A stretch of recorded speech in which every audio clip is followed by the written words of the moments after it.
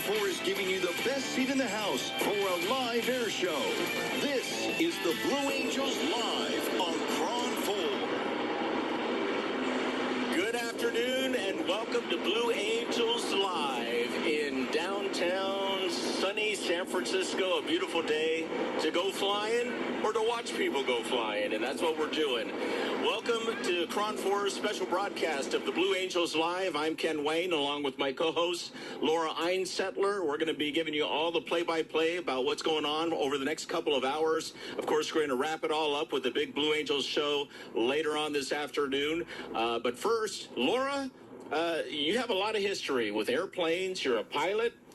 You've flown for the military. You fly for a commercial airline. You've been involved in air shows. So give me a little background so people know that you know what you're talking about here. Well, thank you, Ken. It's fantastic to be back here with you and the KRON 4 team, enjoying Fleet Week and celebrating the military. I had a chance to do some military contract flying, and also I was an air show director, flew aerobatics.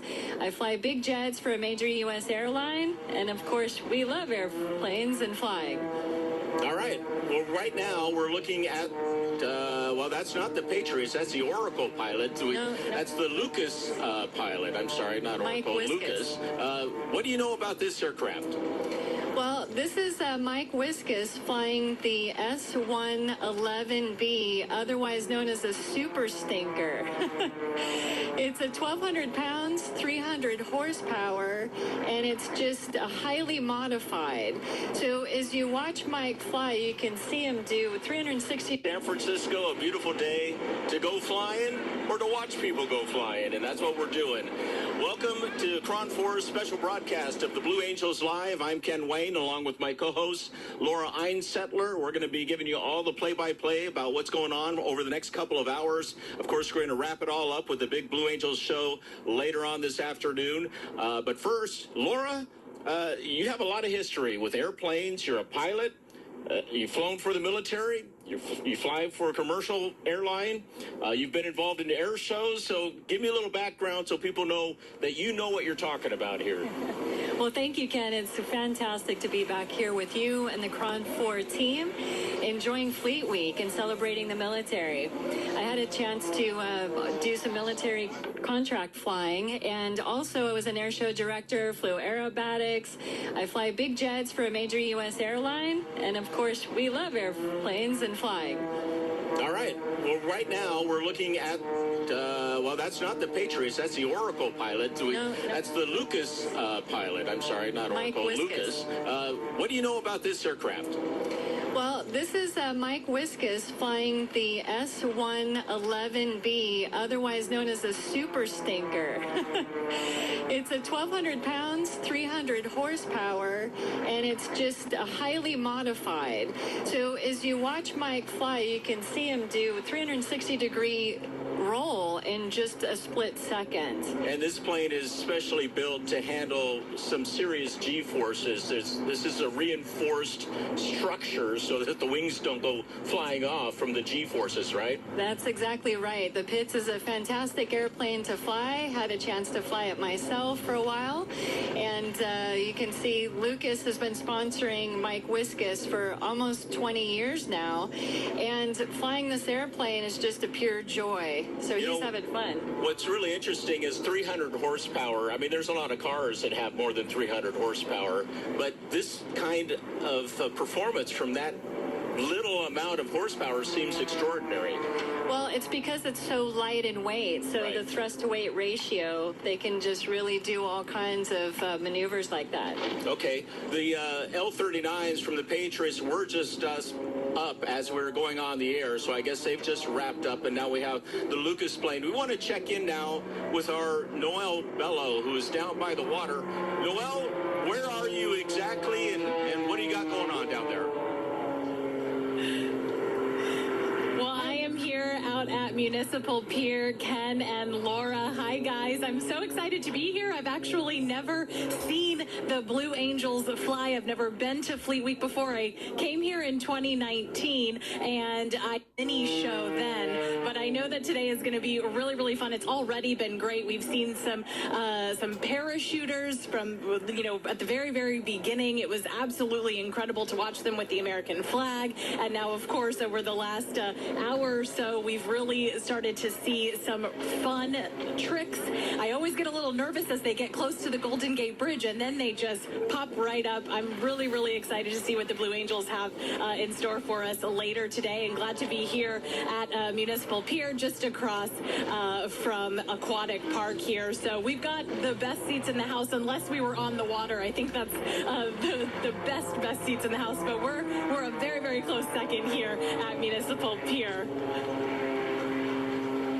Down there, it couldn't ask for a better day. And Laura, what cracks me up about these shows that's so funny is that everything that we're watching pilots do right now, completely against the rules if you're doing it by yourself in this airspace, right? Yes, that's right, because San Francisco, we have all kinds of airplanes coming in and out of the airspace, but aerobatic pilots, we have aerobatic designated box areas, and so you can find out exactly where those areas are and go to that area away from any structures or people, right, and get squirrely. Right, but to have the Blue Angels fly, just a few hundred feet or less above the water and over the city, typically that's not something that a pilot is allowed to do, but they get an exception because this is a special situation. Yeah. You have to be at least 1,000 feet over a congested area, right? Exactly, and you would know because you fly as well. Right. I don't fly anything like these planes, but I have a basic understanding of the FAA regulations, just enough to try to stay out of trouble.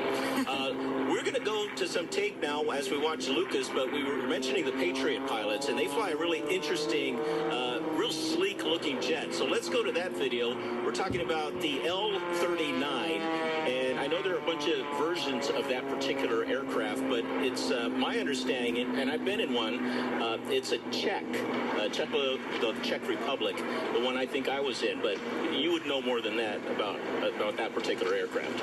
Yeah, it's actually a Yugoslavian-built two-seat jet trainer, single engine, and a very good friend of mine is the number 5 pilot, Scott Pardvet, a.k.a. Intake, and it's amazing, this team. It's the vision of Randy Howell, who wanted an elite world-class, privately owned jet team. It's only one of 2 in the entire world, and those L-39s, 7,200 pounds, 3,800 pounds of thrust, so they can just go and go. Yeah, and they have a beautiful glass canopy. I guess we don't have the video, but beautiful glass canopy. Oh. Yeah, and they have a beautiful glass canopy. I guess we don't have the video, but beautiful glass canopy over the cockpit, which gives you an amazing view, similar to the FA-18, which is, you can look 360 degrees around and pretty much see everything you need to see.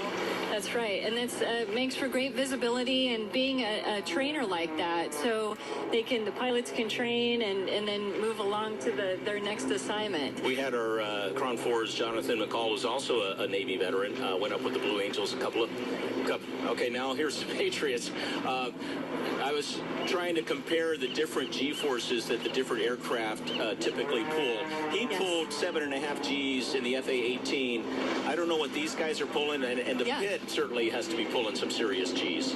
Yes, well, the L-39, they can pull +8, -4 Gs. Oh, okay. And, this elite team is made up of 2 former Navy Blue Angel pilots, 2 former Air Force Thunderbird pilots, and 3 civilian formation pilots. And where are they based out of? They're based right here. That's what They're the hometown jet team. And are they in Byron? Is that where they keep the planes? They keep them in Byron. Okay. And this weekend, their performance was sponsored by so many different companies to be able to allow us to enjoy this patriotic tribute. And talk about a G. We know G stands for gravity. So when you say 8 Gs, explain what that means. Well, you feel 8 times your body weight. Right. So, like, If you weigh 200 pounds, you feel like you weigh 1,600 pounds. That's I right. mean, you can't lift your hand up because you're just so pulled down by that severe G-force. Yeah. So then we talk about the G-force phase, like that, or negative G, where it's we're floating. Right. And the thing about we'll get into the Blue Angels a little bit later and G-forces. We have some other aircraft we want to show off. These are beautiful planes. I just think they're really sexy looking. They're very sleek. They have real nice lines. What do you think? Oh, well, yes, because I flew both of those. So, of course, I was very excited. Yeah, we're talking about P3s. So tell me what these are. what do they do? Well, you know, being in the Navy, as a Navy man that you are, so the P3 is P3 Orion. They use for in the Navy for sub hunting. That's the prop version. Yeah, the prop version. Yeah. And they have the Allison T56 engines, 4,500 horsepower apiece, and they do a great job finding submarines. That's the P3. You can see the propellers. The P8 is a jet engine. Is that the main distinction between the two? Yeah, so the new transition is the P8 Poseidon, which is a 737 modified for the military to take over some of the duties of the P3 Orion. Okay, so P stands for patrol. The military always has an acronym for everything. So P, it's a patrol plane. And right, we're going to take a quick break. We're going to get you back up to speed with the air show. You're watching Blue Angels Live right here on KRON 4. We'll be right back. More amazing aerobatics coming up on KRON 4's Blue Angels Live. KRON 4's Blue Angels Live is sponsored by Benson Tech. Proud to support. We now return to KRON 4's Blue Angels Live. Welcome back to KRON 4's coverage of the Blue Angels and Fleet Week Air Show. I'm Ken Wayne, along with Laura Einsettler. We're joining you live from San Francisco, covering a beautiful day in the city and all the activity going on the waterfront. Let's check in with Noelle Bello and get her perspective down there at Aquatic Park. Noelle. Hey, Ken. Yeah, this afternoon, you know, it's already been a wonderful show, and we've got so much more left to see. It's a little smoky here right now after all we just saw, but I got to tell you, Aquatic Park is packed in front of me. You can't see it because behind me you're seeing the beautiful boats, and something that I've really noticed out here since I've been is just how close these planes get to the boats on the water. It's a little nerve-wracking, you know, when you first see it, because you're making sure that everyone's going to be here. It just got loud out here again. This is going to be such a fun day. Much more loud noises and amazing aerobatics to come. But I'm going to send it back to you guys so you can let us know what is coming up next. But I'm sure it's going to be incredible. Ken, all right, Laura? Noelle, it's a lot of fun. It's pretty funny. It reminds me back in the day I worked near Castle Air Force Base down in Fresno, and they flew B-52s out of there.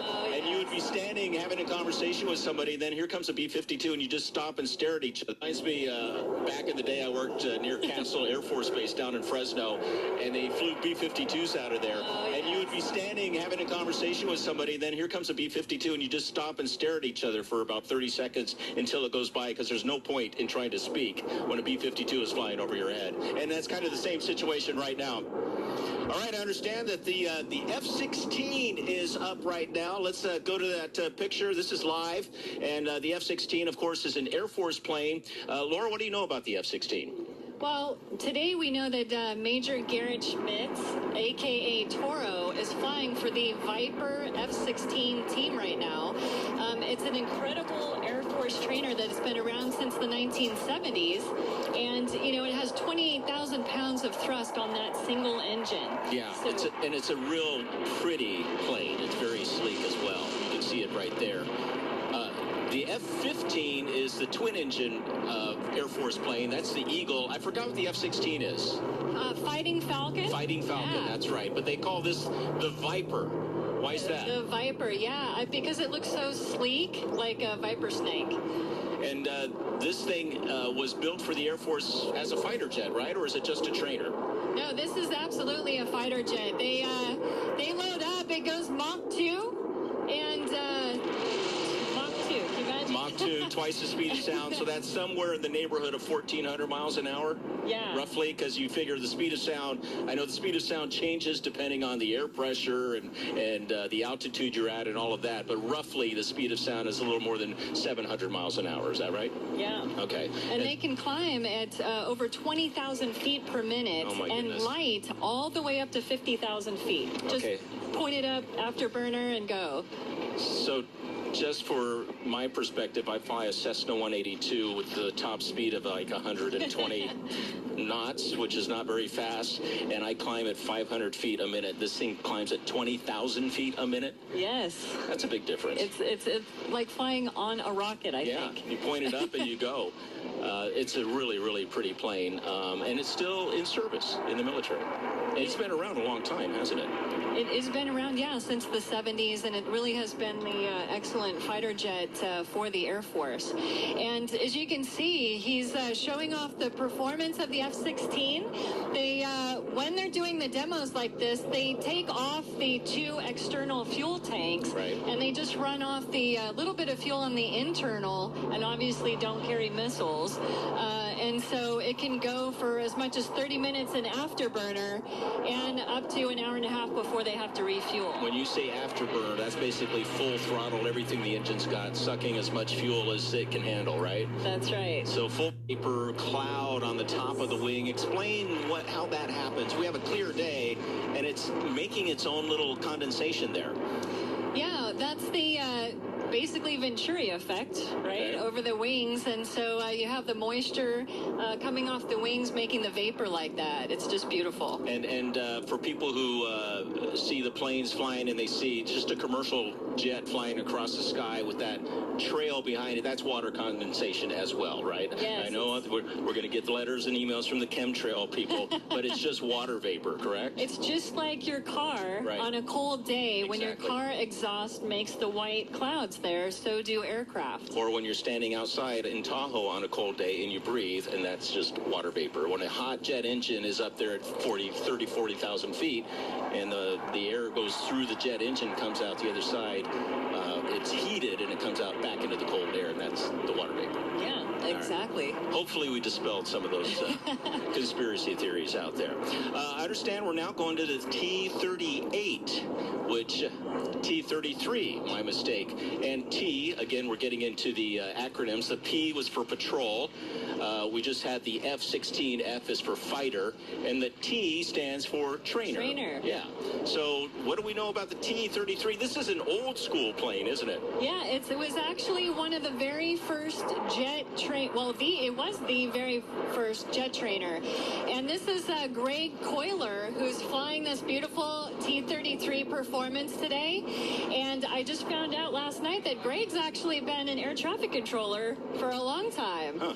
So every now and again, you have air traffic crossing over with the pilot world. Yeah, it's funny because you talk to air traffic controllers, and a lot of them are not pilots and kind of don't understand your situation sometimes when you're communicating with them. But when you are a pilot and an air traffic controller is a pilot, they can relate that if you're trying to get something done, and it makes a little bit better experience when you're trying to communicate, right? It's absolutely great. Anytime you can have dual or even triple qualifications in the aviation arena, it just makes things even more safer. Wow, he's really zooming along there. You get the perspective when you can see something against the plane that's not moving. It gives you a sense of just how fast he's going. You said this was the first jet trainer, so I'm guessing the jet age really started to come around in the 50s, right? Is that about correct? So this is what maybe Korean War era pilots were learning in? Absolutely, yes. And he has the smoke on, so you can see that. And Greg gets down pretty low. And talk about the smoke. This is actually some kind of a mineral oil or something that is just heated up that creates that kind of vapor?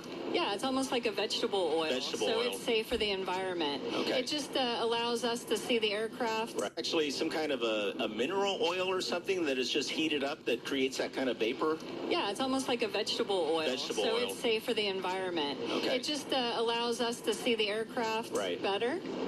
And see the direction that it's gone. And a lot of times when you're doing the loops and so on, it really gives you, especially when it's still and not so windy, you can see exactly the precision that these planes follow. I mean, they'll make a perfect oval in the sky, and it's just amazing that they're able to hold that while they're pulling the G's and putting this plane through the paces and just executing that thing so perfectly.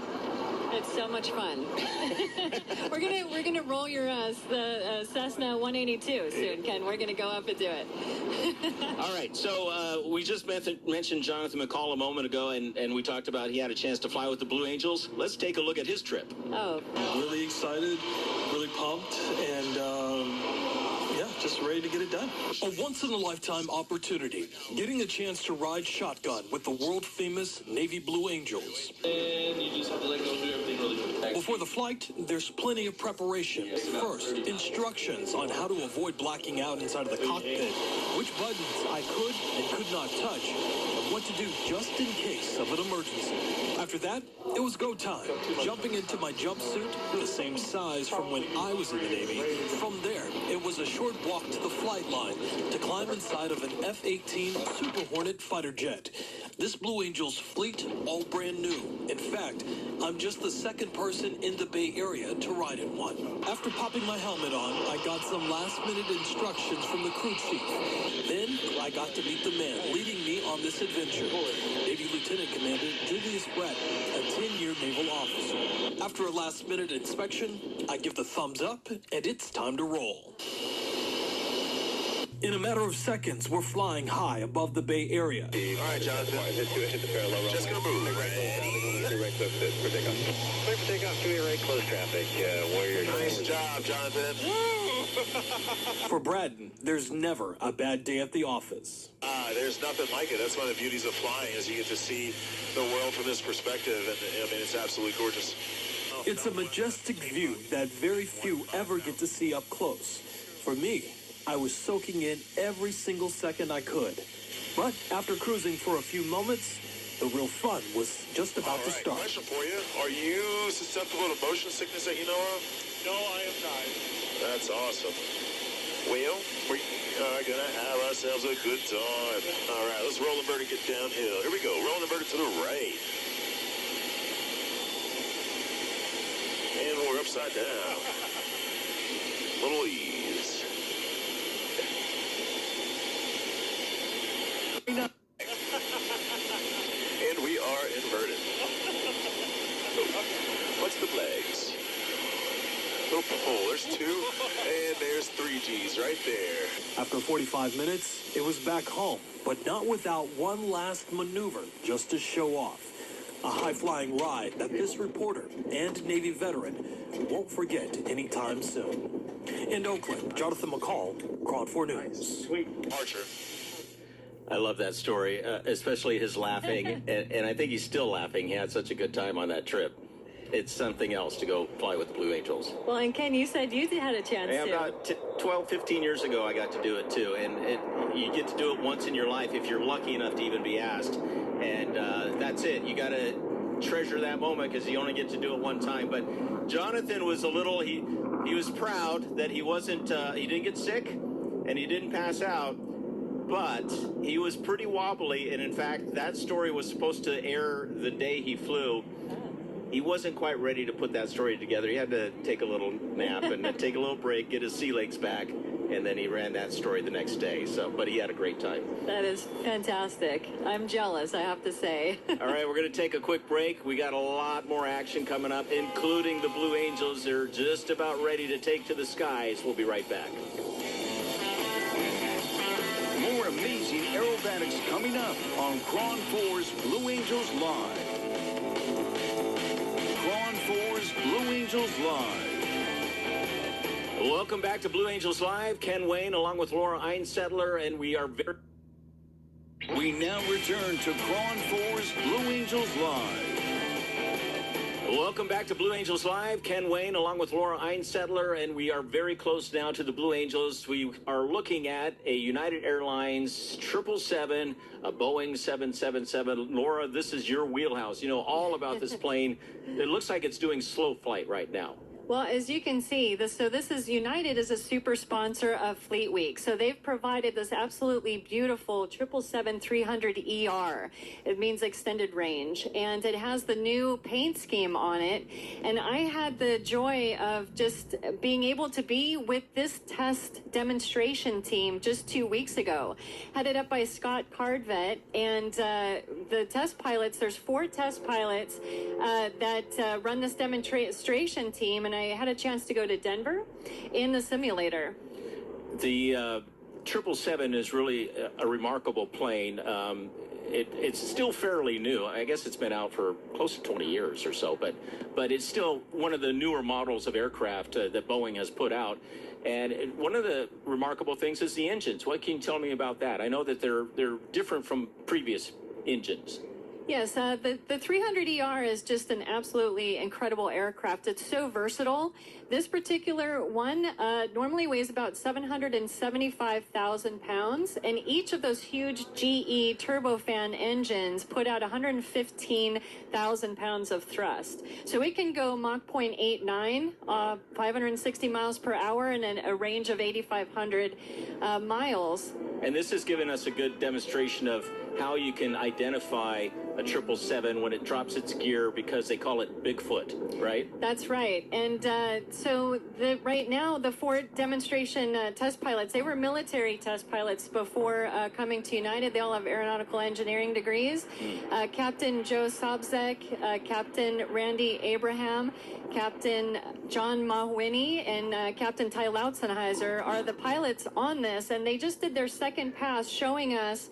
It's called a dirty pass, with the gear down, the flaps down, slow flight, and then they do a really high-pitched 30-degree angle up. Now, just so folks know, when you go to an air show, you don't typically see a commercial airliner, let alone a 777. This is one of the, I believe, the only place in the world you can watch a United 777, any Boeing 777 do an air show, and it's really a unique situation. That is so true, Ken. It's just an amazing opportunity for us to see and watch them really show us what the capabilities are of this aircraft. And while I was in the simulator with them, I was able to see how it's programmed inside the aircraft, that they can reference the aerobatic box, and also use the iPads. But today, because it's such a beautiful day, they can actually look down and see the rectangular box that's open water, where the Coast Guard actually puts the boats around that as a reference. And one of the passes that they're also going to make is they'll come straight at the crowd about 300 miles per hour, and then they'll come and loop back around, usually going about 480 miles an hour down to 300 feet, showing off the underbelly of this beautiful airplane. And it's so big, it looks like it's moving slow, but when you're moving 480 miles an hour, that's fast. That's very fast, right? Absolutely. And you can see here how they're in a clean configuration, and you know, the most safe thing for aviation, of course, is a highly experienced, well-trained pilot. Okay, it looks like we're doing a power climb right here. That's right. About a 30-degree pitch up, climbing out up to 1,000 feet, and then they'll circle back for that belly pass that we talked about. It really draws the distinction of what different airplanes are built for. You know, we're watching these small fighter jets whip around and make these incredible turns and all of these aerobatics. This thing, it's just crazy when you think in this modern day. We take it for granted that you can climb in on one of these things, fly halfway around the world, 16 hours, you know, land in Singapore after having 3 or 4 meals, using the restroom, taking a nap, watching about 5 movies, right? And it's carrying your bags plus other freight and mail and everything else halfway around the globe, and you get off and you're in a completely different time zone, maybe even a different day than when you left. It's just fascinating that we take all of this for granted, but you know, these planes are such amazing machines. And, you know, passengers absolutely love this United 777-300ER. So you could just call and say, hey, I want to book a ticket on that aircraft. And it has the new Polaris seating.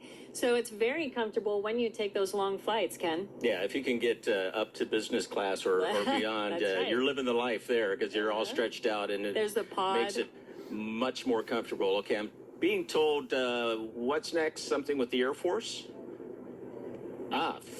Feel for the Red Bull Air Force. Did I say that right? Laura, do you know what that is? Well, usually they were earlier in the show, so... Oh, we probably have some tape of that. Is it the Edge 540? Okay. All right. Well, let's go to that tape. More aerobatics with the littler planes. Well, these are the Navy leapfrogs. These are the guys who No, that's often... the Red Bull. Oh, it's a Red Bull. Red Bull. It's counterintuitive when they're flying upside down that you would put... Side one of those jets. Absolutely. So the Blue Angels operate a bit differently than our forward deployed squadrons in that, you know, we're really showcasing the tactical expertise of our aviators and also the capabilities of the aircraft. So you're going to see a lot of high G, high performance flight and a lot of precision flight. So you're going to see tight maneuvers. You're going to see, you know, some of those diamond formations, our 1 through 4 pilots flying 18 inches, a wingtip to canopy, and that's a 50-foot wingspan aircraft. 4 of those flying tight formations, which, you know, super impressive. And then, you know, some of those G profiles that these maneuvers, you know, conduct are going to top out at about 7.5 Gs. So what that means is your body weight's going to feel 7 times heavier at various points of the performance. So it's absolutely incredible.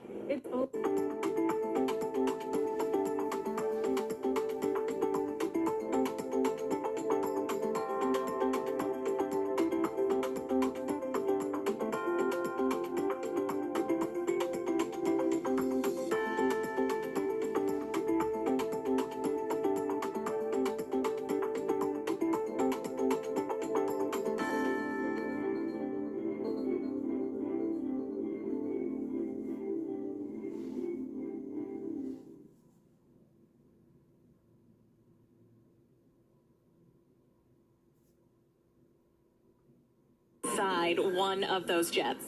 Absolutely. So the Blue Angels operate a bit differently than our forward deployed squadrons in that, you know, we're really showcasing the tactical expertise of our aviators and also the capabilities of the aircraft. So you're going to see a lot of high G, high performance flight and a lot of precision flight. So you're going to see tight maneuvers.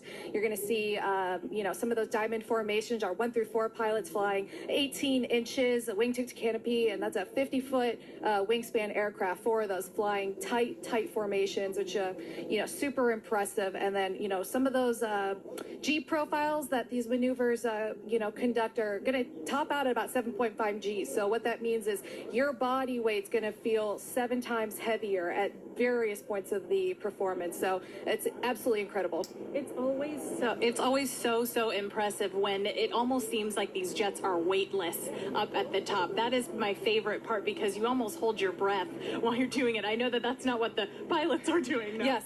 No, absolutely not. And, you know, it takes about 10 years, about 1,200 flight hours for these pilots to come to the team and get ready to try out. And, you know, they get put through a very rigorous training regimen that lasts from November through March of the following year. You know, about 150 training sorties in that period to get them ready for the next show season. So these are highly talented professional experts that are flying these demos. Well, and I'm sure the Golden Gate Bridge makes it even a little bit more tedious when it comes to these tricks, right? So the urban sort of layout of San Francisco is inherently a more challenging show site for us, which is why, you know, we tend to schedule it at the end of the year so that the pilots have a whole season to, you know, learn how to maneuver around different terrain environments. It definitely is an expert level show site for us, but it's very exciting, very scenic, and we have a lot of team members from this area too. So it's always fantastic to get out and, you know, get into the community, you know, have a touch point with our hometowns. So it's really an amazing experience for us. Well, I know we have so much more to show everyone. Lieutenant Dietland, thank you so much for joining me. We'll have more from Lieutenant Dietland coming up a little bit later on in the show, but I want to send it back to you guys. A question for us? Well, real quick, I was talking to some folks from the air show, and they said that... Operation here that we have, absolutely. Well, we are so excited to see what you guys have cooked up for us. Ken and Laura, I'll send it back to you. Well, it's nice to have people up here from Southern California. Laura, I know you're from Southern California as well, and I will take this blue as Blue Angels blue and not Dodger blue, right? It's absolutely Blue Angels blue Okay, good. and everything in the sky. All right, good. Go Giants. All right, we're going to take a quick break, or are we going to the T-38s? We're going to the T-38s. Let's go to the T-38s. Laura, tell us about the T-38. So the T-38 is a supersonic two-seat, two-engine jet trainer for the Air Force. So when the pilots go through flight training, they first start on a T-37 tweet, and they advance to the T-38 supersonic jet trainer, as you see over the bay. Oh, they might have already disappeared, but if I recall correctly, is the T-38 the one that was flying with the space shuttle when it landed at Edwards Air Force Base, or not? I think you're right. Yeah. Okay. It's a very sleek looking, similar maybe to the L-39, not exactly, but real sharp features. Yeah, it's amazing, and it has so much thrust because it has the two different engines, 2,900 pounds, and it can climb at 33,000 feet per minute. All right, you can see the big crowd standing by because we really are just minutes away now from the Blue Angels. Fat Albert's going to be here in just a couple of minutes. We're going to take a quick break, and we'll have all that action when we come back. Stay with us.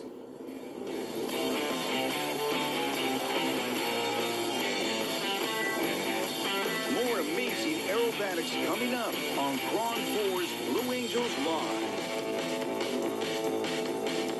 Because we really are just minutes away now from the Blue Angels. Fat Albert's going to be here in just a couple of minutes. We're going to take a quick break, and we'll have all that action when we come back. Stay with us. It is such a versatile, around-the-world military tool, really. It can really be used for a lot of different things, and we've talked about all the initials that the military uses in front of the P3, which is P for patrol, the F-16, F for fighter, the T-33, T for trainer, C is for cargo.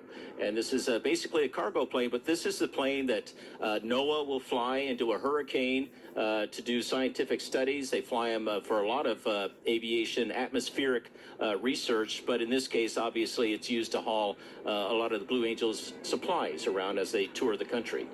Yeah, that's absolutely correct. And so they use for resources this aircraft. And it's also, the Super Hercules is known as a STOL aircraft, which means short takeoff and landing. Which means you don't need much runway to put that plane down or take off. That's right. So what I was shocked to find out is light, you can take this thing off in just 1,400 feet. Wow. That's like half of San Carlos or Palo Alto Airport. Yeah. To be able to get so in and out of different places around the world that it needs to for troops. Well, just a personal story. When I was stationed in the Philippines in the Navy, we flew C-130 down to the southern part of the Philippines after a hurricane hit, a typhoon in the Pacific, and it wiped out a couple fishing communities, and we flew a bunch of supplies down there. And then I just remember coming back. We were up above the clouds at night. It was a full moon, and the clouds were all lit up by the moon, and you could see the stars above. And it was one of the most satisfying feelings ever to be in a beautiful plane on a beautiful night after having done a lot of work to help communities that had been hurt by this tragedy. So it's one of the more gratifying moments that I recall being in a military aircraft. Yeah, that's amazing. They're just a beautiful plane, and it's really neat because the whole back end can be converted to all kinds of purposes. They can put in seats if they want to move people around. A lot of the troops, they'll just lay these they're almost like benches, but they're out of canvas, and you just sit along the back of the bench with your seatbelts on, and then they fold up if they got to put pallets in with all the other things. And then to get up to the cockpit, you actually go up some steps, and the cockpit is elevated above the floor of the cargo area of the plane, and then the back end of the plane will fold down. In fact, I remember when we came back from that trip in the Philippines, we were landing at the Naval Air Station. All of a sudden, the interior started to fill up with smoke, and we were trying to figure out what will fold down. In fact, I remember when we came back from that trip in the Philippines, we were landing at the Naval Air Station. All of a sudden, the interior started to fill up with smoke, and we were trying to figure out what was going on. And it was right when we landed, they actually started to lower that back end while we were still taxiing to clear the smoke out from the back, and it's just some hydraulic fluid that touched something hot and created some smoke. Nothing serious, but you don't know what's going on. So here we are with the back door opening and smoke's coming out the back of the plane. It's like, okay, what's going on here? But everything was good. That's amazing. Well, normally the C-130 has 5 crew members, 2 pilots, a flight engineer, and a navigator and a load master to make sure that, of course, all those loads that you just discussed, everything's in balance for that airplane. And that plane is used by the Air Force, the Navy, the Marines, and the Coast Guard. And the Coast Guard uses it for search and rescue. So they'll be flying that off the coast of California. There's some based at Sacramento at, I believe it's a McClellan Airport, which used to be an Air Force base, where CAL FIRE is headquartered as well, their aircraft. But the C-130s are used by a lot of different branches of the government, NOAA, I mentioned, as well, for a lot of different purposes. It's a very, very versatile plane. Yes. And here we see them coming over the bridge to come back down for another pass. It looks like he's doing kind of a high-speed run here. Do you know how fast a C-130 goes? Well, having flown the P3, we always compare. Yes, so they also have Allison T56 engines, 4,500 pounds. So we would always razz the C-130 folks that their engines are upside down, and they would razz us back. Right. That's what you do in the military. You give each other a hard time, all That's in good right. fun. All in good fun. It's just a natural competitive nature between the branches of the service. Let's go to Noelle Bello. I think we got that little bug fixed and check in with her. Noelle. Yes. I hope it's fixed. I hope you guys can see us because we've been watching Fat Albert for the past couple of minutes here. I've got Lieutenant Commander Lance Benson. He is number 6, one of the number 6s with the Blue Angels, and he's here to just talk a little bit about this season that we've had so far now here in San Francisco. How's it feel to be here? It's absolutely amazing. I think it kind of echoing our entire season, it has been a really great opportunity to just get back outside, get the public back outside, and to experience air shows again after a year off. I know our team was super excited to get out. I think if you interviewed any of the folks that are in the air show industry this year, and all the kids at the shows are just ecstatic to finally get back out and do this again. So it's been really fun. Well, this is a really fun part. We see Fat Albert, and then, of course, the Blue Angels will come shortly here after. You say Fat Albert, though, is one the kids usually really like. Oh, man. Especially the little kids at the shows. You get up, crowd line, start signing some autographs, and here he comes. 1 second. Yeah, when you start to interact with those young kids at the end of the show, they are absolutely obsessed with Fat Albert. It is their favorite plane.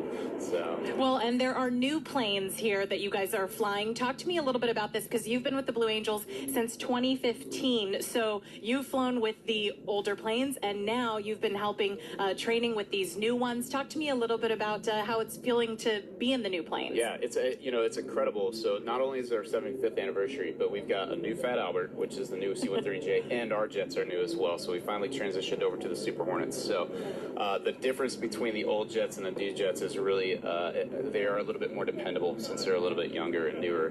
The transition over, as you see today, if anybody's been out to the shows in the past years, the jets are going to look much larger. They're a little bit noisier than the old jets, but they are incredibly fun to watch. A little bit more power, a little bit faster, a little bit bigger. So it's been a fun experience to kind of see both sides of that. I think probably one of the coolest things is now we've got a little bit more fly-by-wire, so some of the maneuvers that you see out there are a little bit more computer-enabled, but it's pretty close to the same show as before.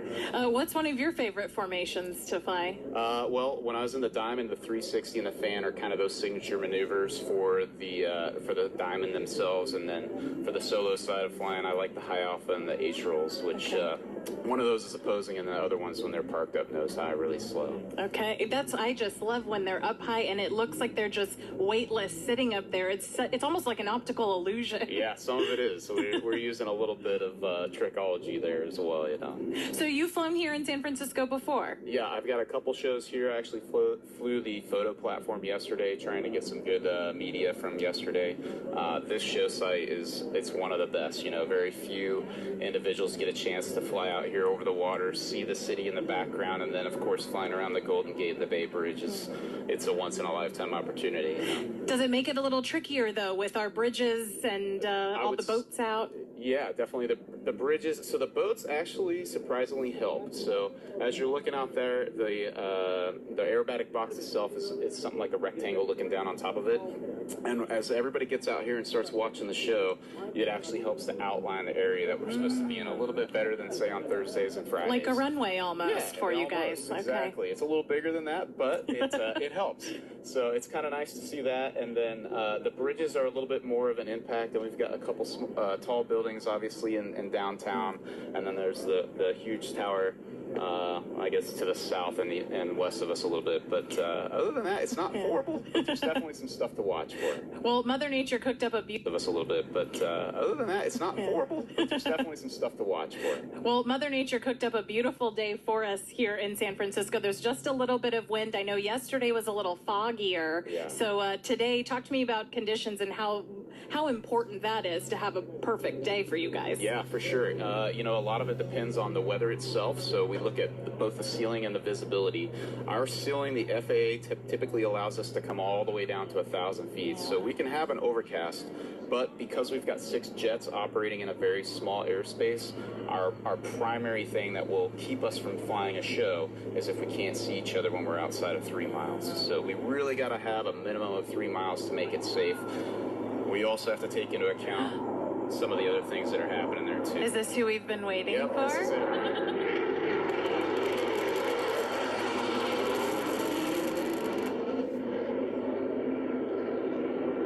It's amazing. I can, yeah, we can hear So the you. solos are kicking it off now with the opposing 360. You're going to see them cross really tight back out here Just behind us. Yeah, just behind us.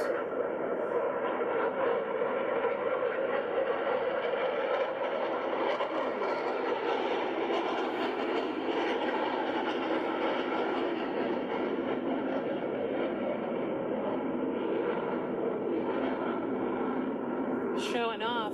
Yeah. So one of those 2 maneuvers we talked about for the Diamonds coming up next, the Diamond 360. Okay. They're back over here, but they're going to set up and come from right to left. And that's one of those tightest maneuvers. I heard somebody talking about 18 inches. So to put that in perspective, for the guys on the left side, the lower side of that diamond, if you reach up at the end of your fingertips is about where the underside of the wing is at. Wow. So pretty tight. Is that nerve-wracking, or do you just live for this? Say that again.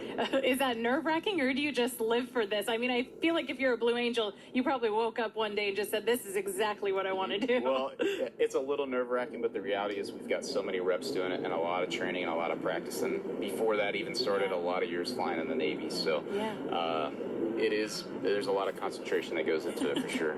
Definitely, it shows because it is absolutely perfect, precise. They're about to come right around one more time for us. Ken and Laura, I'm going to send it back to you because I'm sure from where you guys are sitting, you guys are seeing it pretty wonderfully too. But hey, sorry, I got the best seat in the house right now. Yeah, you do. You can't. We can't beat your view. If you could keep the commander by, because it'll be great to. It'll be great to hear his commentary as they go through all of these maneuvers. Laura had a question for the commander. Yes, what internal comms as well? That was the diamond roll. Okay. Yep, the next, let's see, right on the roll, so the solos are setting up for the inverted to inverted here. They'll be coming from left and right, and they'll be upside down at center point. Okay. Ken, Laura, I know that you guys are... go ahead. Well, I was just curious, when he's talking about the internal comms, the communication as they're going through these routines, when they're about to make a turn, what do they actually say? Is it a countdown like 3, 2, 1, turn? Or I'm just wondering if he could describe how those comms sound. What do they actually say when they're making turns? Yeah, so it really depends on how aggressive the turn is, but an example would be coming left. And as he says coming left, that's the preparatory command. And then as there's a silent go in cadence, everybody's moving the stick. So coming left, go, but you're not going to hear go over the radio. So you just kind of have to count it down and know. Yeah, you're simply after you've flown the reps together so often, you get really used to boss's cadence. So he says coming left, go, and on the silent go, everybody's stick is moving, and depending on the side of the formation, you're on a couple other things. But that's kind of. What are they doing now? We don't see. Oh, there they come. Should be setting up for the DAR. Yep, diamond aileron roll.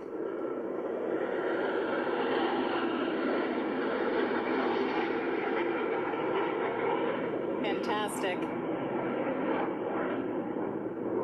I'm not sure. I'm thinking somebody had an issue on deck because, we weren't watching when they came over. I'm not sure if they started with 6 and someone went back to get another jet or if they showed up with 5. But there's a few coming around here. We got the solos setting up for the Fortis now. We have one guy right side up and one guy inverted with their gear down from the right. And then I'm not really sure where the 6 jet is. I'm guessing he stayed on deck to troubleshoot something on deck. Okay, and so hopefully all that gets troubleshooted and he'll just join in whatever formation is. Yeah, and we've got an extra jet sitting out there as well, so he should be able to either fix the one he's in or grab the other one. So he'll show up eventually, all else being equal. Never good to hear that you're having an issue with a new plane. Right. There's always small things, you don't really want to do a demo if there's going to be any issue at all, so we always try to play it safe. Go ahead, Ken. Well, I had heard that they often mix up the routine. It's not always the same, just to keep everybody sharp and paying attention, because if you keep doing the same thing over and over again, people start to get a little bit lax. Is that true? They mix up the routine every time? What are they doing now? We don't see. Oh, there they come. Should be setting up for the DAR. Yep, diamond aileron roll.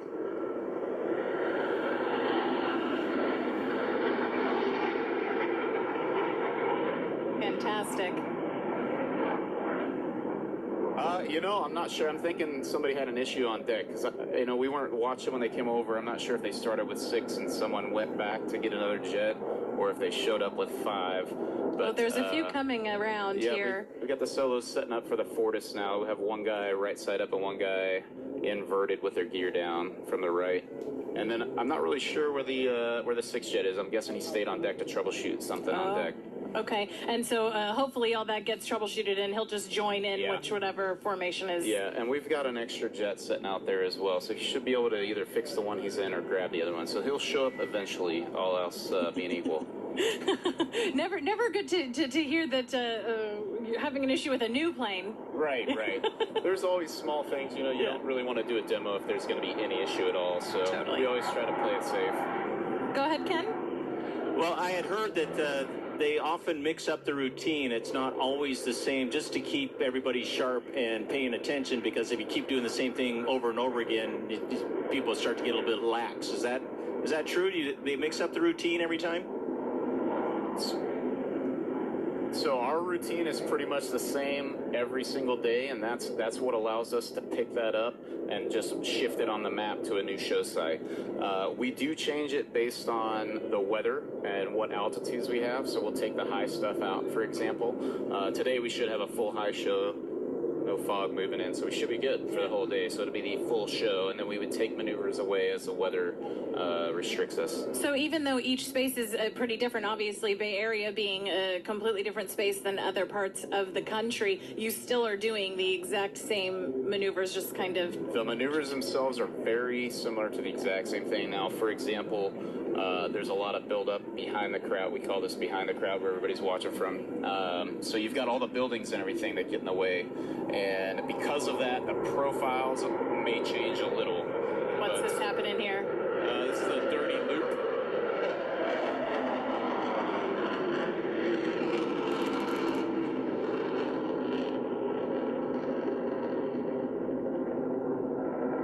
This is that weightless feeling I love to see.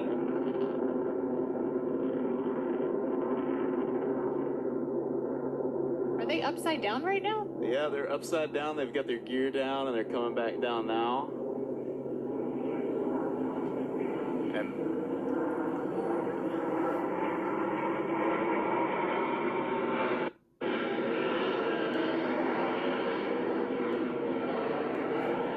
ahead, Laura. Since we're celebrating and flying here the Super Hornet ENF models, are they just as maneuverable? I know they're 30% larger with 50% more range, but do they feel basically the same?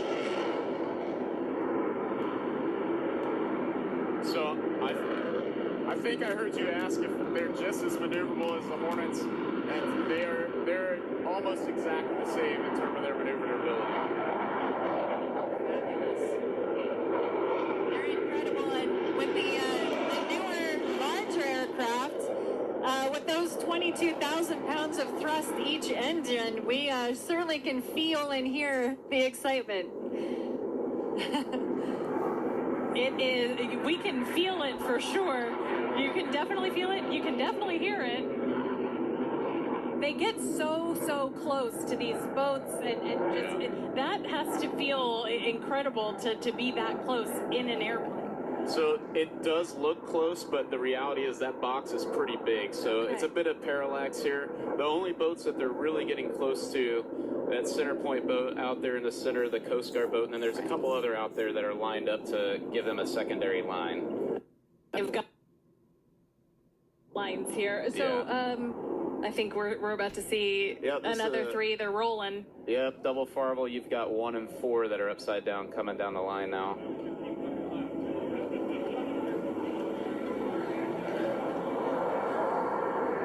Good, right? But look at this. They in formation right now. Inverted. I just realized they're upside down. Yes. What's that formation? The double Farvel. And it's inverted, a couple of them. Yeah. Exactly right. Hey, Commander, Laura, I wanted to... Ken, I've like I told you. cut out for a second there. I was just going to mention after another plane goes by, the commander is talking about these performances here, but all of the pilots are frontline aviators. They've all done carrier landings. They all have been in regular military operations out in the field. And we saw when they flew by that they actually had their tail hooks dragging when they had their landing gear down in the dirty flight. So I just wondered if you could just talk about that. These are all frontline fighter pilots who are now doing this as a temporary position, correct?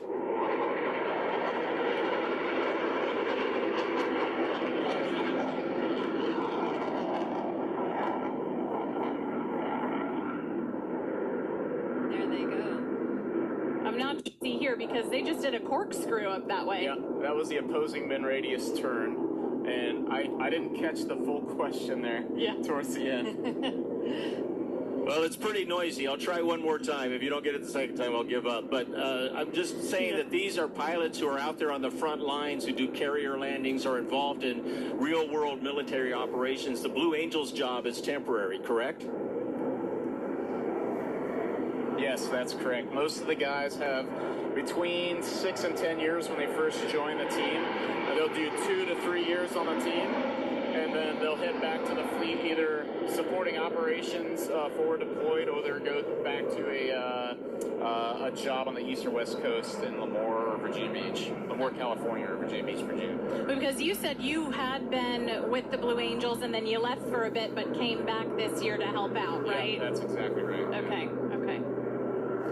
And so will you continue with them after this year? I'm finishing this season with them just to help out and support with some stuff, and then at the end of the season I'll transition back to an instructor job. Okay, very cool. And what is it like instructing these new pilots to do what you do? For the demo itself, yeah. It's a crawl, walk, run type of thing. You know, you start off very basic, and the reality is...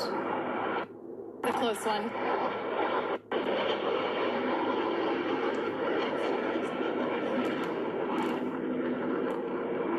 The reality is, as you start to train them, we actually put them further away than what they are used to flying in the fleet, and slowly work it in tighter and tighter as they begin to develop some confidence in themselves and as the maneuvers progress.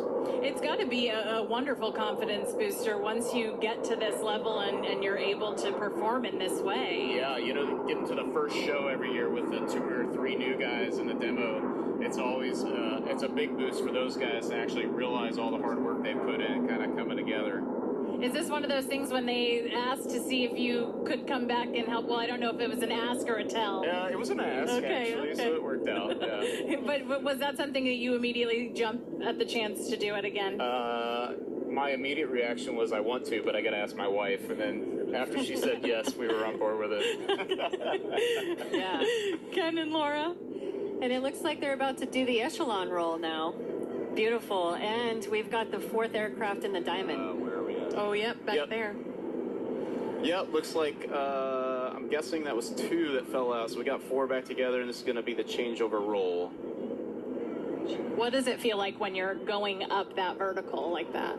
So the up isn't the big thing. The being on the inside of that roll, so 2, 3, and 4 at the beginning, instead of pulling, they're kind of pushing and driving the aircraft, which is not normal. Not a normal feeling. Yeah. Best way to describe it.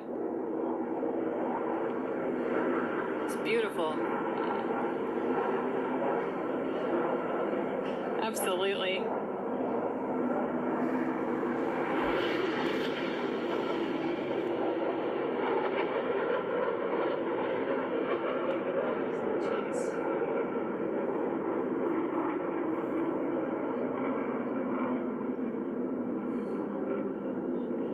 Sometimes it's better not to What's say this one anything called? when it's So just those are nice. Yes. Those were the sneak passes. We had 5 go from left to right at about 50 feet, just under Mach, and then 6 passed over the top and climbed up to about 15,000 feet. Wow. How fast was that? Just under 700. Wow. Incredible. Like Ken said, it really is. Once it starts and you just watch some of the more delicate ones go, you can't do anything but just sit in awe at what you guys are doing. It's pretty cool, isn't it? Yeah. So they're setting up for the line abreast loop here to the right side. So 5, the one that just went by real fast, has joined the diamond, and they're going to set up for a loop. Got a flock of birds coming too. Yeah. Perfect flying V. It's beautiful.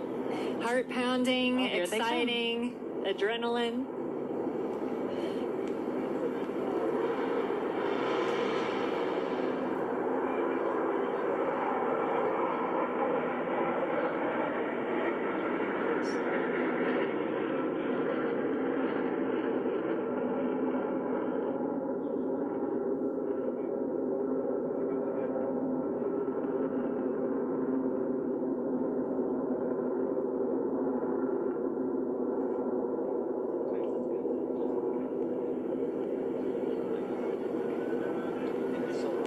Beautiful.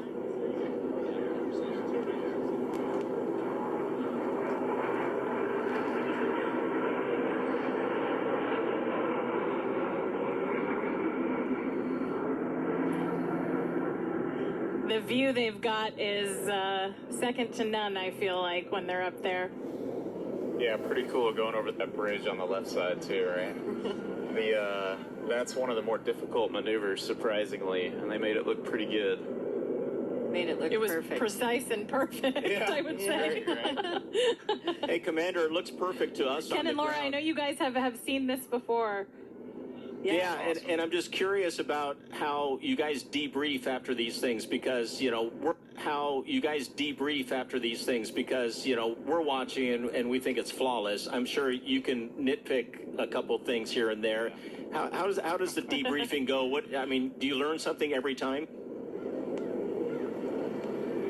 Yeah, so typically, so we've got a camera right at center point. They're back behind me just a little bit, about 100 feet over there. And we get the whole team back together after the end of the day, and we run that video through to, our goal is to see what the people in the crowd are seeing. So our goal at the end of the day is to make it look better for those that are watching than for us. So,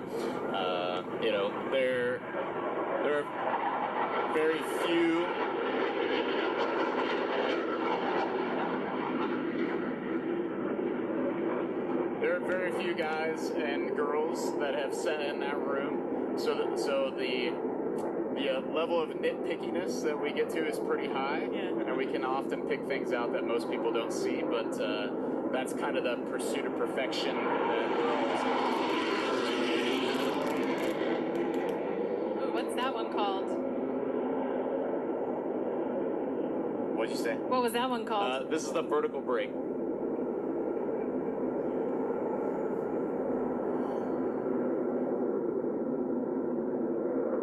And the Blue Angels are made up of... Yep, we've got all 6 of the jets back in the show here. Doing a little fleur-de-lis there. Yeah. And this is the 75th year of the Blue Angels. Yeah, pretty incredible. Yeah. A perfect milestone with the new planes. And are there new maneuvers here than previous? No new maneuvers. We've changed a couple of them, but they're going to look pretty close to the same. What's happening here? So these guys are joining back up out here in front of us, but the solos are in there about ready to do the vertical pitch.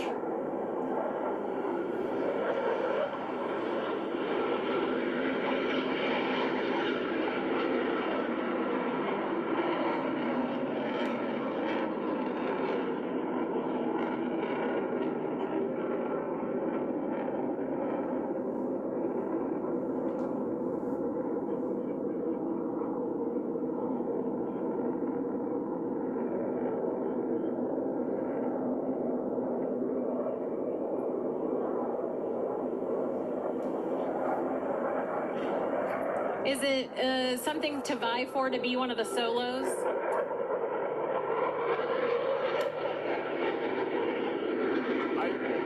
There may be a strong desire to do that, but each position in the entire show has a unique thing that only that person can do or does do. There are a lot of people just from the looks of it that think that solo would be the funnest job, and I'm not going to speak to either side because I'll get in trouble, but there are some really cool things that the solos do that the Diamond doesn't do, and the close proximity flying that the Diamond does is unlike anything else. So it does look cooler to the eye, but there are some really cool things that the other guys do that may not even be seen in the show. I mean, it's all spectacular. Yeah. Definitely. Ken and Laura, I know you guys have been watching this show for years and years. I feel like it never gets old, though. No, never. It's incredible because you see just the precision and the excitement of what they're doing up there. It's a perfect combination of human and machine working in unison, making something really special and just showing what the human mind can envision and create and make. That you can make a machine that you can put yourself in and go 700 miles an hour 18 inches apart. It's pretty incredible. Very incredible. And it's This is the end of the barrel roll break.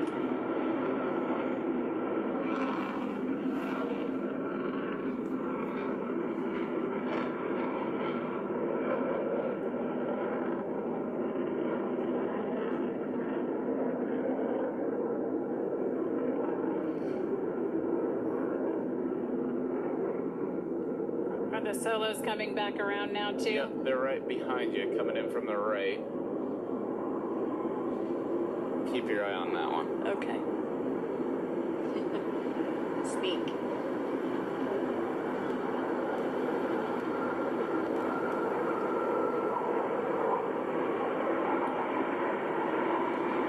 Oh. I thought it was one. We were about in the right spot there. You guys, we are that close to this, and I thought that was one jet until the entire time, right? Yes. That's pretty cool, isn't it? Wow. Yeah, it just depends on what part of where you're viewing it from. Sometimes it looks great, sometimes it doesn't. But. No, I legitimately thought that was just one of the jets, but it was both of the solos that close together.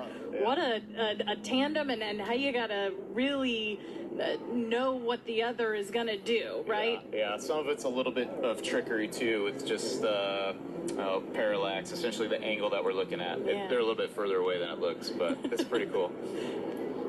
All right, guys, thank you so much. We thought it was one, too, because the camera shot was exactly the same vantage point that you saw. It looked like one plane, and we went, whoa, it just separated from itself. How did that happen? We're going to take a very quick timeout and get a commercial break in, but we have the grand finale coming up in a little bit of Blue Angels Live right here on KRON 4. We'll be right back.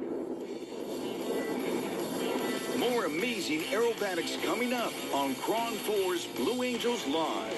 We couldn't have asked for a better day, and we're so thrilled to be able to have Fleet Week celebrations again this year. Talk of the most popular air shows really in the world, and I can tell you that we're streaming this on our KRON On app. And the air show people, I was talking to them, they said there are people around the world watching this live because there are air show fans far beyond North America, and they recognize this San Francisco event as one of the premier air shows in the world, and they all wanted to watch it. So the air show people posted, how to link to our streaming service so they can watch this. But air shows are coming back, right? So what are you hearing out there in the air show buzz in the community out there? Well, absolutely. With the pandemic, aviation was just really hit very hard. And so we're just happy to be able to have passengers coming back, traveling, people feeling more confident and comfortable. And we absolutely need all of our air shows back for the future of aviation. And, we put on our jackets here. You actually have a real flight jacket. And this is a lieutenant in the Navy. You got your bars here. Fly Bunny. Fly Bunny. And the different squadrons you've flown with. Well, this is dedication to the military. Okay. My jacket. There's a lot of SR-71 things on here, U-2, F-18s, and all that. Really good, wasn't it, Laura? Absolutely gorgeous. We couldn't have asked for a better day, and we're so thrilled to be able to have Fleet Week celebrations again this year. Talk about the whole air show routine, because we didn't get to have it last year, and this is one of the most popular air shows really in the world. And I can tell you that, we're streaming this on our KRON On app. And the air show people, I was talking to them, they said there are people around the world watching this live because there are air show fans far beyond North America, and they recognize this San Francisco event as one of the premier air shows in the world, and they all wanted to watch it. So the air show people posted, how to link to our streaming service so they can watch this. But air shows are coming back, right? So what are you hearing out there in the air show buzz in the community out there? Well, absolutely. With the pandemic, aviation was just really hit very hard. And so we're just happy to be able to have passengers coming back, traveling, people feeling more confident and comfortable. And we absolutely need all of our air shows back for the future of aviation. And, we put on our jackets here. You actually have a real flight jacket. And this is a lieutenant in the Navy. You got your bars here. Fly Bunny. Fly Bunny. And the different squadrons you've flown with. Well, this is dedication to the military. Okay. My jacket. There's a lot of SR-71 things on here, U-2, F-18s, and all that good stuff. This is my 40-year-old utility Navy jacket. It has, very nice. My first duty station was Adak, Alaska, with Navy Broadcasting. This was the ship, guided missile cruiser I was on, the USS Biddle. And I don't have any of my Philippine stuff with the Far East Network over at Subic Bay. But I just want to point out, and the people who are watching are obviously have an interest in aviation and flying, and there are so many career opportunities right now, especially for pilots, because there's increased demand now that travel is back. And there's a lot of pilots that have retired or gotten out since the pandemic, and now they need pilots, but not just pilots, all kinds of jobs related to aviation, air traffic control, airport management, maintenance, all of that kind of stuff. So talk about what's going on in the world of aviation, and particularly in the military. I mean, it's great that you can actually get paid to learn to fly and get paid to fly some really sophisticated airplanes or work on sophisticated airplanes. Well, absolutely. So there's two different routes that people can take, either the military or civilian. If you're interested in getting into aviation careers, or you know of kids that are coming up through the ranks that show a real interest in airplanes or space. Mm-hmm. And so they can either go through different military branches or they can go the civilian route, and you can call up a local flight training school. And around the Bay Area here, there's tons of them. Yeah. Just ask for the best instructors or air traffic control or or maintenance or avionics, anything that you're interested in, and come out and take a look. There are grants and scholarships for all of those different careers, and obviously if you want to do the military route, they'll pay you, which is even better. Of course, you have a commitment to make to the military once you're done with that. But there are all kinds of different things that you could do. Now we're looking at the P3 and the P8. We talked about that earlier, the patrol planes that fly out over the Pacific. And the different kinds of aviation careers, and you can break it up into like a million different parts, because there's all those different kinds of planes, all kinds of different missions, and it's not just about fighter aircraft. There's surveillance, there's reconnaissance, there's humanitarian, a lot of humanitarian things that you can do as a pilot, and the Civil Air Patrol. There's a lot of Civil Air Patrol squadrons around the Bay Area where you can fly smaller planes or work with people who are flying those small planes.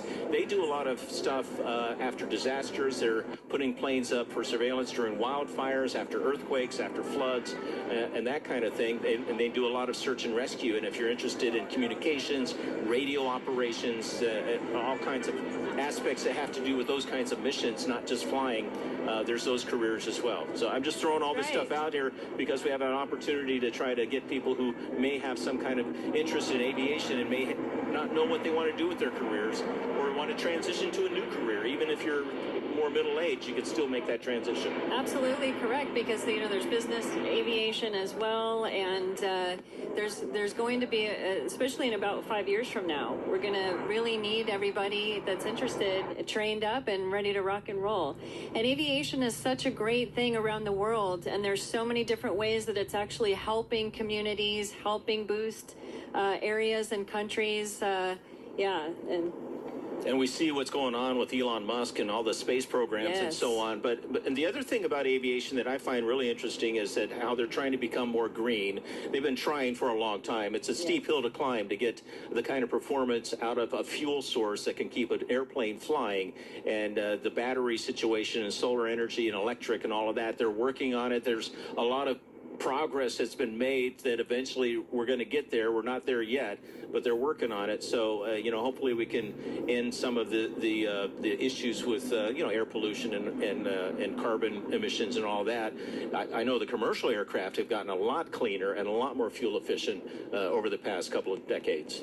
Yes, that's right. The engine manufacturers have developed new ways of different biofuels, testing different things out as we're going along. And just like in the auto industry, as you said, Ken, it will take time, but we will get there. Yeah, can't wait for that. Especially with the price of fuel. You think car gas is expensive? Wow. Oh, yeah. Well, that's it holds for one flight, so that's quite the fuel bill. Yeah, well, my airplane holds 84 gallons. I burn about 11, 12 gallons an hour flying. So right now gas is $5 a gallon plus, maybe $5.50 a gallon. So I'm looking at about $400 to fill up, my little airplane. I can fly 1,000 miles and I can fly for about 6 hours, which is pretty good. I can fly to Southern California and back on a tank of fuel, but still, it's not cheap. That's right. I know. So we find different ways to make it work, right? And when somebody's paying you to fly and they're paying for the fuel, that makes it a lot better. That does make it a little bit sweeter. Well, we just love aviation, and we're aviation geeking out over here, and so we're trying to encourage everyone else to join us in our aviation love world here. Yeah, and those boats, they use a lot of fuel too. So it's not just RVs, motorcycles, you name it. That's You've got to have gas. It's transportation. going to be expensive. Let's take a quick break, and we'll come back and wrap it up here on KRON 4 Blue Angels Live. We'll be right back. More amazing aerobatics coming up on KRON 4's Blue Angels Live.